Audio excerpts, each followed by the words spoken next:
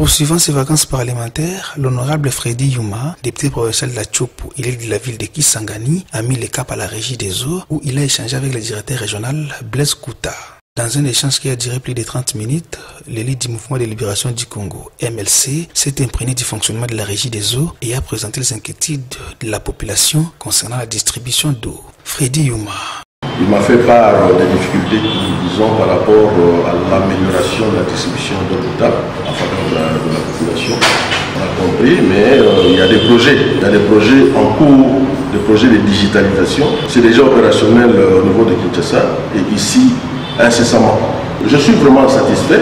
L'idée qui sortent de la régie des eaux sont aussi liées par des moyens. La population doit faire un effort pour régler les factures à leur disposition. On doit vraiment aider la régie des eaux à pouvoir bien travailler. Blaise Kouta, directeur régional de la régie des eaux, a fait savoir à l'élite de Kisangani que bien qu'il y a des zones de perturbation, la distribution d'eau est bien assurée par sa régie. Il a également évoqué les problèmes de la vestité de l'unité de production de la régie des eaux qui date de 1978 et c'était pour desservir seulement 500 000 habitants, mais actuellement la population burmaise est évaluée à 2 millions d'habitants.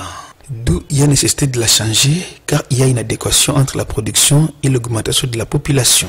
Après la régie des eaux qui a régénéré, l'honorable Freddy Yuma s'est rendu à la commune Kabondo, vers Château d'eau, pour une visite de réconfort à la famille du défunt Freddy Kamba qui souffrait de troubles mentaux depuis 1996, brutalement assassiné dans la nuit du mardi à mercredi 22 janvier dernier par des individus non encore identifiés.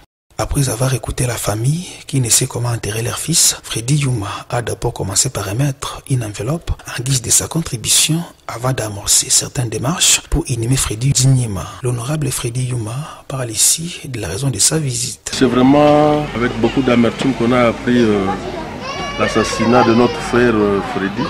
Bien qu'il était malade mental, mais quand même c'est un humain. Son décès... Son assassinat a fait beaucoup de bruit. On dit toujours qu'il faut pleurer avec ceux qui sont en train de pleurer. Nous nous sommes dit, on vient un peu compatir avec la famille et voir comment est-ce que le défunt pourrait être inhumé. Alors je suis passé voir avec mon équipe quelles seront les dispositions qui pourront être envisagées pour son inhumation. Une visite qui a donné une lueur d'espoir à ces jeunes présidents de l'association des jeunes de la commune Kabondo pour l'enterrement de Freddy Kamba.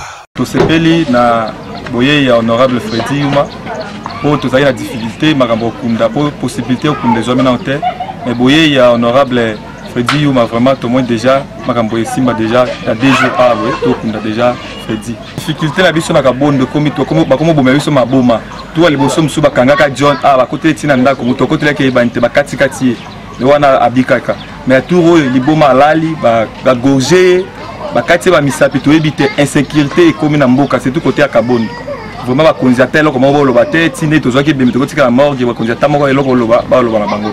Il faut noter que l'honorable Freddy Yuma a également pris en charge les cercueils, les habits pour l'enterrement du défunt et a obtenu la libération du corps sans payer les mains des frais auprès des responsables des cliniques Récapi ainsi que l'espace au cimetière du PK8 route Banalia auprès du maire de la ville de Kisangani. Freddy Kamba sera alors enterré le lundi 27 janvier 2025.